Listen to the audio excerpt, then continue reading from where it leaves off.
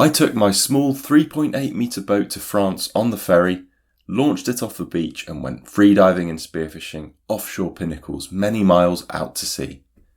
Stay tuned for a catch and cook adventure. I'm here in Benedey, which is a small commune in northwestern France, beautiful coastal area, and I have brought with me the Sea Pro 3.8 metre inflatable. You can hear my family in the background. We're about to go on a boat trip. They're very, very excited. Plan is to launch it on the local beach, go for a little family trip, and then gonna go spearfishing. I just want to launch it straight off the trailer, onto the launch wheels and into the sea. So that's it really. Push that back. Oh, there you go. See?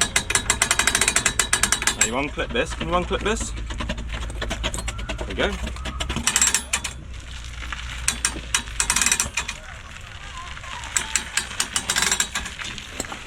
So the Sea Pro's fully loaded with a day of spearfishing equipment and family gear. I'm going to try and launch it single-handedly. The ramp looks okay, the sand looks iffy, but we'll see.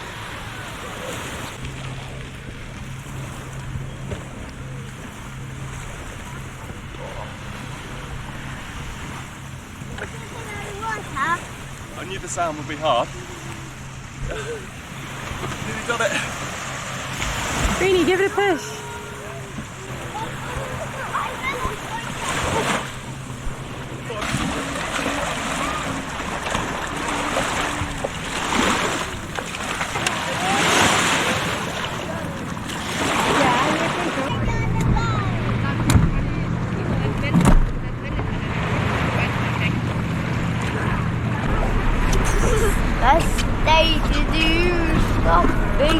That's yours. Yeah, I'm good. Family trip to the beach, and then a food gathering mission to a pinnacle 10 miles out to sea. Found him yet? Yeah. Where is he? Trying to grab. Can you grab him? Yeah. Go on then, show us what you found.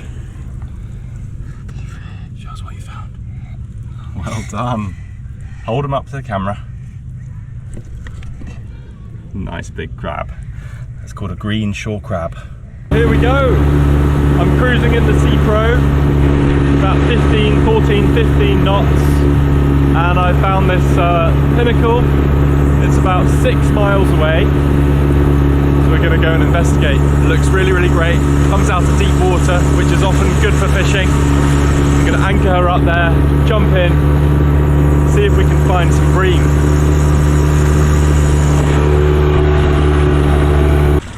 Well, I've made it to my little pinnacle. It's got one of these markers on top. Obviously a hazard to shipping. It comes up from about 20 meters. Quick tip to any boat spearfishermen. If you have any buoys or pot buoys around, you can use them to see which way the current's going. As you can see, at the moment the current's heading this way. Really useful. Thank you, John Butler. And I am very, very excited to have a dive around this little island, this little lighthouse. Wherever you have a structure that comes out of deep water, you have a chance of finding good fish, so let's go and have a look. I've dusted off my Start Point Labrax 90 for this trip. This is my all-time favourite gun. Laser accurate, it's a real beauty. Light in the water, heaps of power. I actually like to rig it with this 64cm 18mm band, although they come stock with 16. I like to modify my guns generally to give them a bit more power. Let's see if we can get this through a sea bream.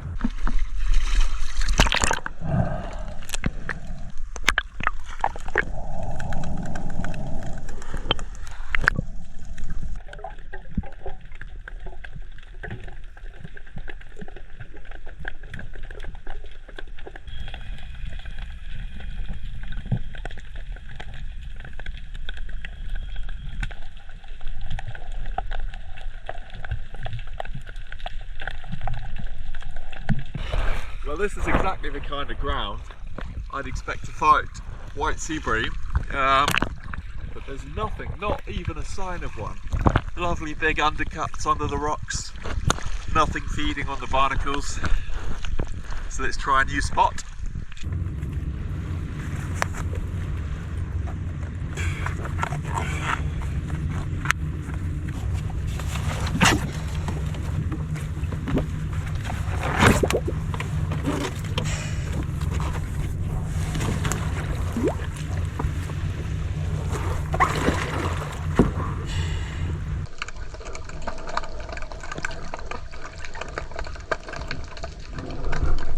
Jumping in at this second mark, I quickly encountered a big school of white sea bream on the edge of the pinnacle.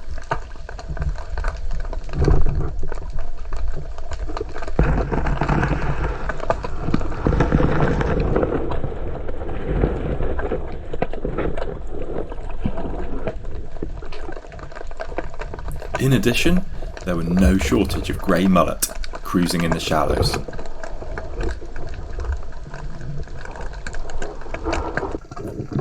Diving to the base of the pinnacle, I could quickly tell I was going to have no trouble spearfishing some white sea bream at this location.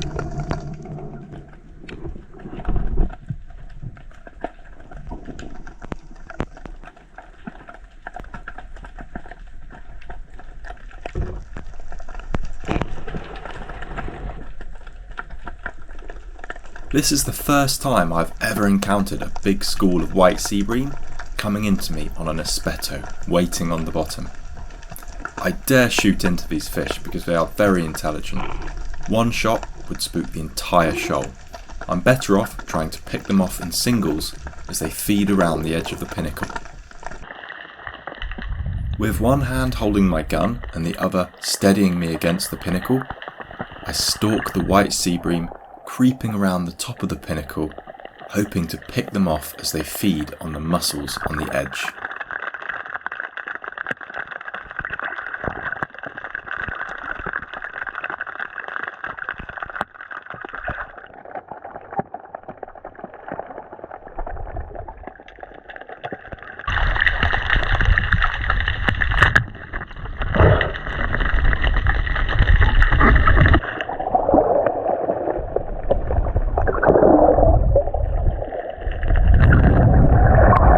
First bream in the bag.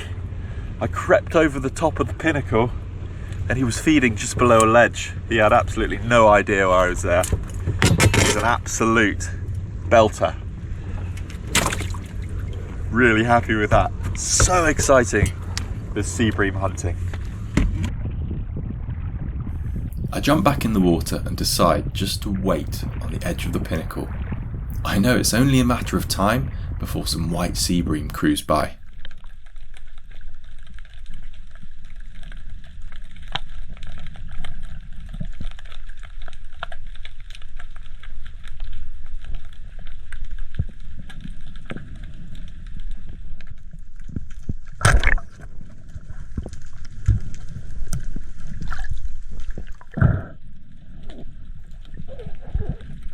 Having taken 2 white sea bream from this location, the fish just seemed to vanish, so I decided to move on.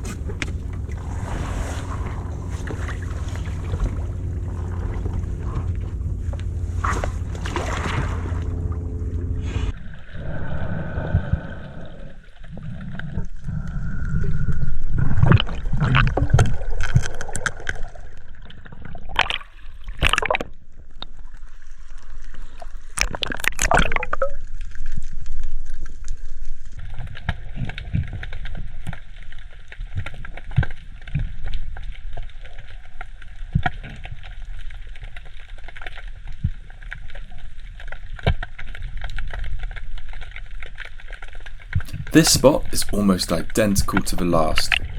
I swim up to the lighthouse, peep over the edge where the current is hitting, and a moment later I spear my biggest ever white sea bream.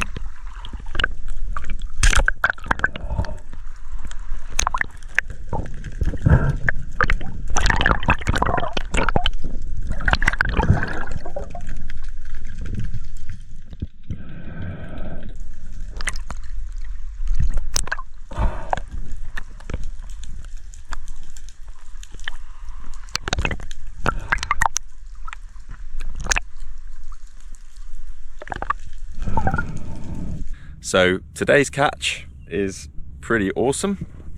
We have white sea bream, Diplodocus sargus, sea bass, Synctarchus labrax, and we also have a black bream too, which I'm not sure of the Latin name, but very beautiful fish. You can see the main difference between the black bream and the white sea bream is the teeth.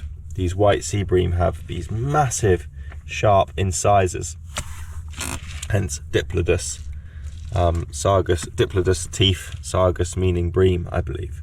So all in all, I'm very, very happy with that. That's enough fish really for the family for the rest of the week. I'll fillet that up. I'm going to do 2 separate recipes. I'm going to do fried fillet of white sea bream, and I'm also going to do sea bream en papillote. So stay tuned. A couple of tasty recipes coming up.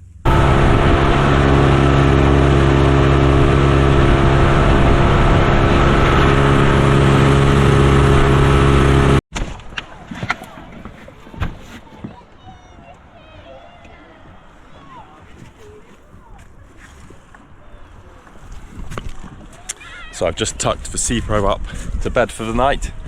She's living at anchor because it's so calm. I've gone a bit overboard with the anchor and got a 5 kilo with about 4 meters of chain. That way I know she's not going anywhere, and she can bob here until I possibly have a chance to get out again this week. But we've got some fish to eat, so for now, recipe time. Lovely dip at the end of the day. Oh, it's absolutely sweating in that 5 mil. Got my little bag as a float. I don't like leaving stuff on the boat overnight, just in case. The next day brought good weather for fish prep and feasting. Daddy, I like the scales, Daddy. You like the skin? Yeah. You don't like the scales?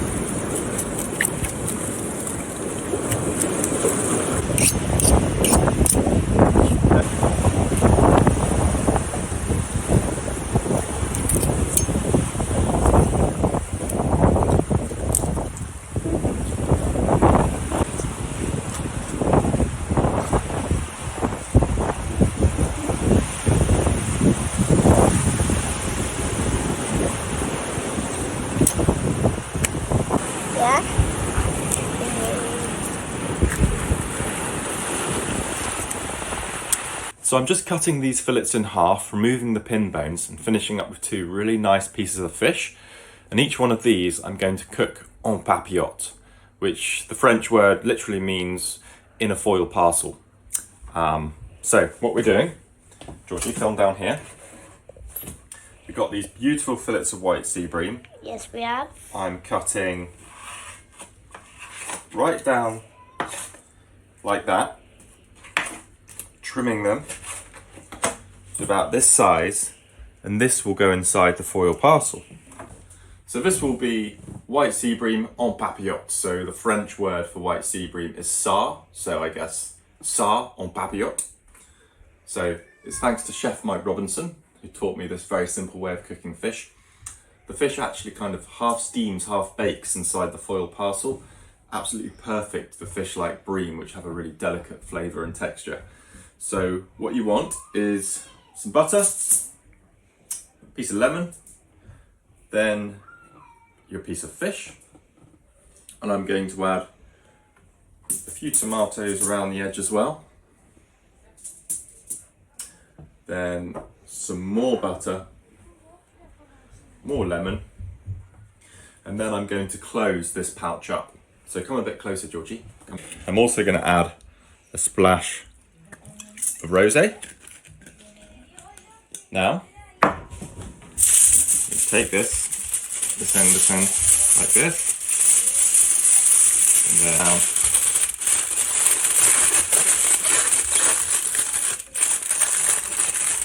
So it's kind of a seal. I'm going to fold the ends up.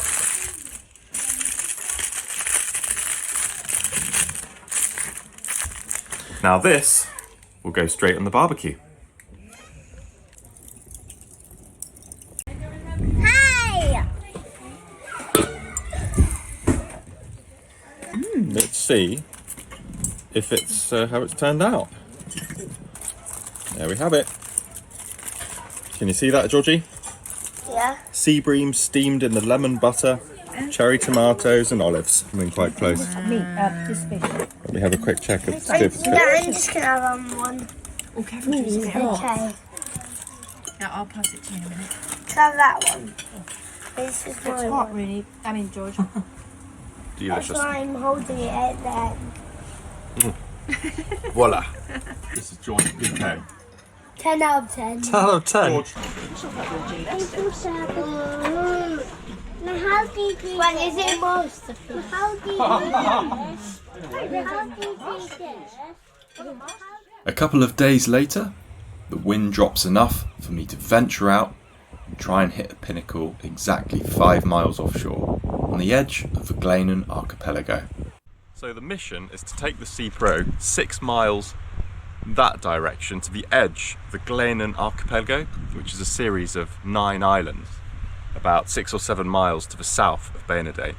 And you're allowed to go spearfishing off the north of the group of islands. So just need this wind to drop a little bit, and then hopefully this afternoon we'll get out there with the Sea Pro and try and catch some fish.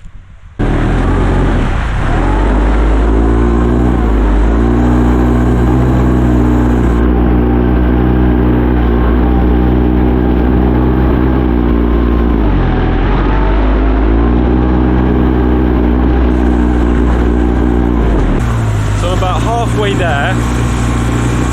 It's a bit of wind today, about 15 knots, which is enough to make a slightly confused sea state.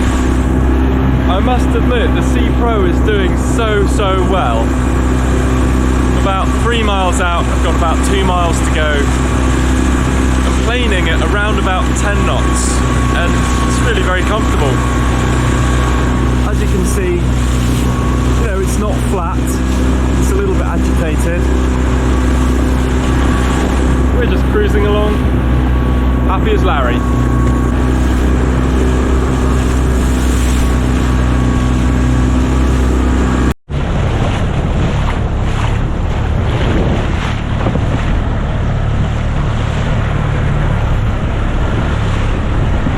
Well, we've made it in pretty, in pretty messy conditions, really.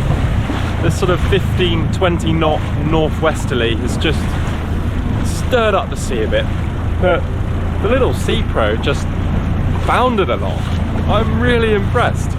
Just to be able to throw this little 3.8 metre on at the beach and in 20 minutes zip out to a little lighthouse 5 miles offshore kind of feels pretty cool. I'm really excited to have a dive and see what's there. If it's fishy, sort of half an hour, catch something for tea and head back inshore. Well, that would be the perfect situation. Let's see what the reality is.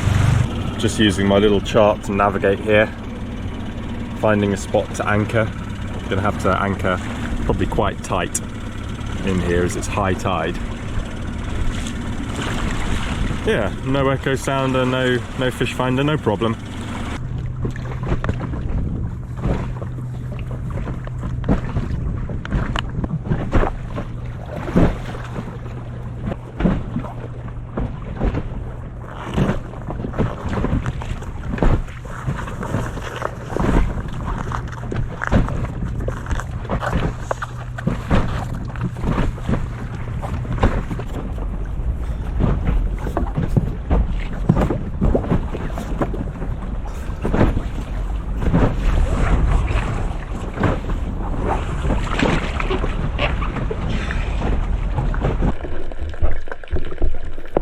I jumped into some pretty impressive visibility, 15, close to 20 metres. I spot some large bream below me, but with no structure to hide behind and the fantastic visibility, they can see me and make off straight away.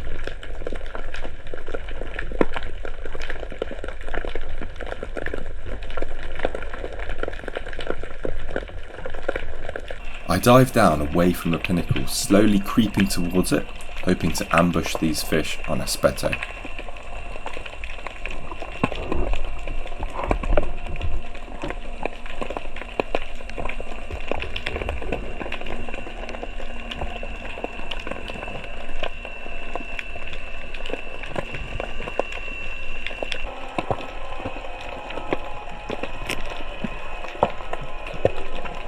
after a few dives creeping around, the only bream remaining are these tiny juveniles feeding around the lighthouse.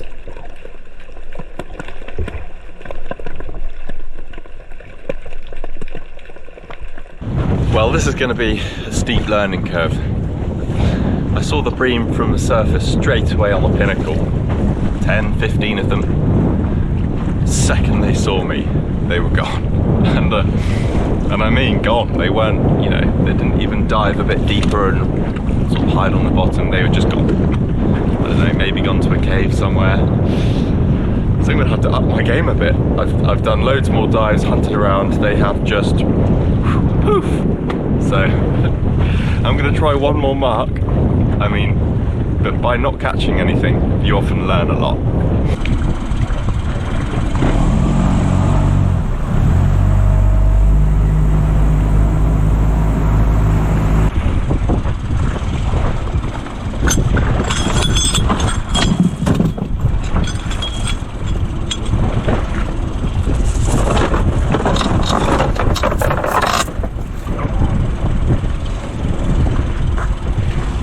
Away.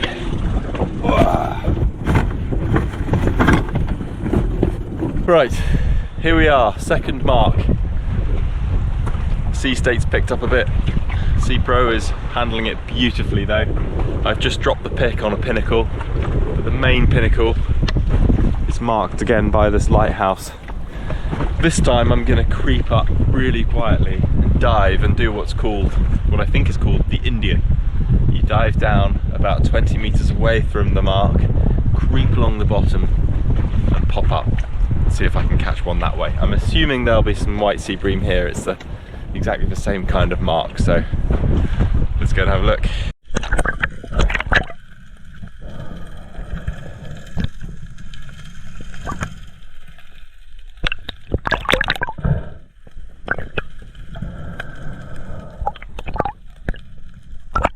This time I am much more careful. I anchor the Sea Pro down current and then dive very carefully, creeping along the bottom until I'm up current of the pinnacle, where I expect to see the fish.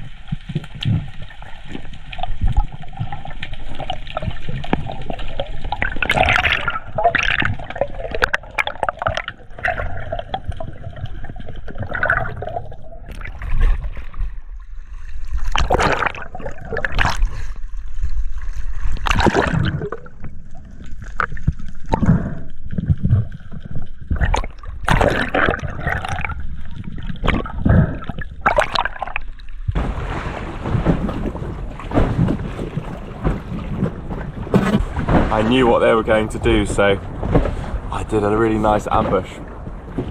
The sun on my back, I dove down to the base of the kind of pinnacle-y bit around the lighthouse, crept underneath the kelp fronds, waited the other side, and they all came in to have a look. Really stunning fish. That will be delicious. He's going straight on ice. Keep him pristine, nice and cold.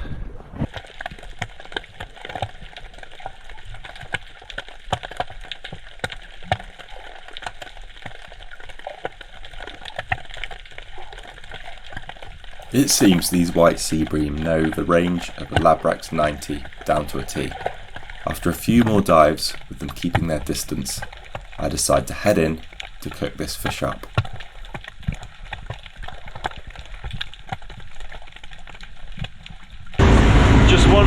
bag today, but I'm really, really happy. Amazing visibility, amazing scenes underwater, loads and loads of light, and looking forward to cooking up that bream later on. I reckon with some ratatouille, just going to pan fry it to get the taste of the fish. Very excited. Quite a choppy return to port, just taking it quite slow because it's unfortunately we're going into the waves, but there's no hurry, we'll get there.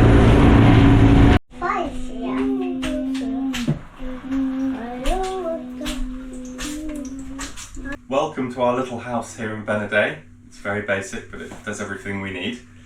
And tonight we're having fillet of white sea bream, pan fried with ratatouille, which is of course a French dish of stewed vegetables. Originated down here. So Rooney, you're going to help me with this. We're going to add all of these ingredients. Yeah. We've got some coarse chunky garlic, aubergine, mixed red green peppers and courgettes, cherry tomatoes sliced in half, and a handful of truffaut. So George, come and add some garlic to the pan. Can I do it, please? Do the next one. Well done. Brush it all in with your hand. Well done, Rooney.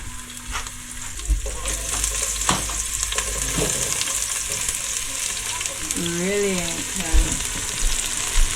Can I do that one? No, I'm going to do You have that. one more spoon or anything? Oh! I'm doing it. Mommy. Daddy. Mommy, Go in. So we're going to take the fillets off this white sea bream now. You have to be really careful. Just like bass, they have these very needle dorsal fins here. Oh, I got myself. You have to be so careful. Interestingly, look here. They have these really sharp incisor-like teeth they use for eating the barnacles and mussels off the rocks. They do have some lovely gold patches around the head. Want to see the teeth? See these sharp teeth there? Oh. Isn't that amazing? That's what he uses to nibble the mussels off the rocks. He had a tummy full of crushed mussels. You know those shells you've been finding on the beach? So, what we're going to do is we're going to take the fillets off. Can I see? So, hand here, and you want the knife to follow the spine. And you see in there, see the backbone? See that backbone? No. You see? That's our first fillet there, see? It's got some bones in here called pin bones. Wow. So we're going to cut those out. Oh no. No. There go the pin bones. Oil and salt on them. Before you fry your fillet, you want the olive oil to be really, really hot, not smoking. Here we go, it's getting there.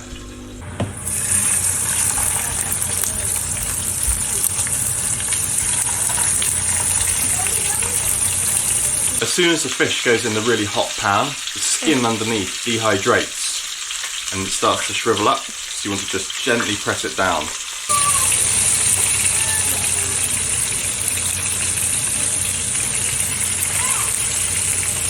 When the fish is opaque almost to the top, almost cooked through from the bottom, we're going to flip it, add some butter, baste it a bit, squeeze a lemon, and we're done.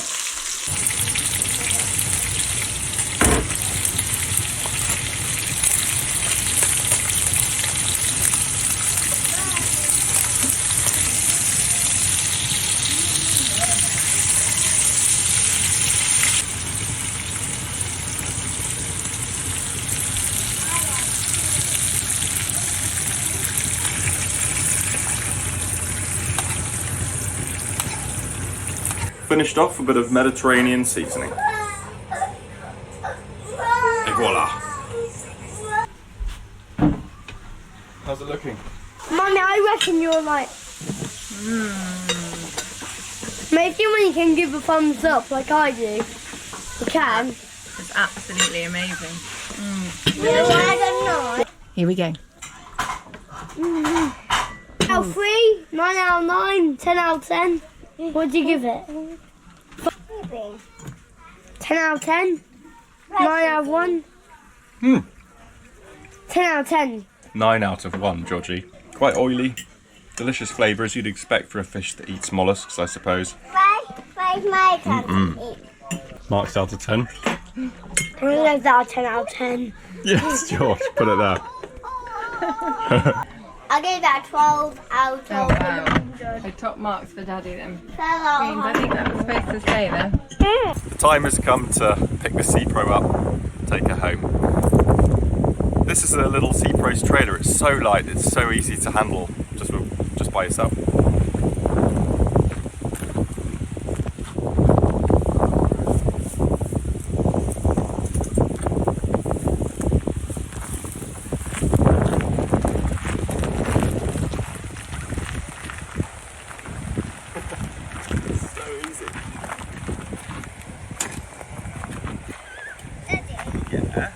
Do you reckon I can fish? I think you could.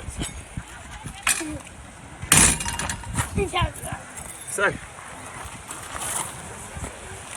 the Sea Pro is just anchored up, so we're going to pull it out on a slipway just down the road. We'll see if I can do it by hand, single-handedly, and see if I can get on the trailer single-handedly. I may need Timmy behind the camera to help me. We shall find out. Daddy, can I help? This is a challenge for me. No, can I help?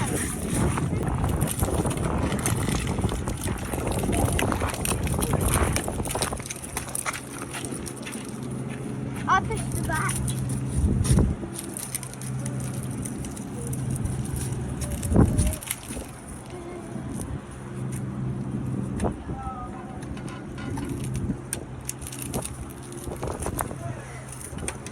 Oh, that's pretty good.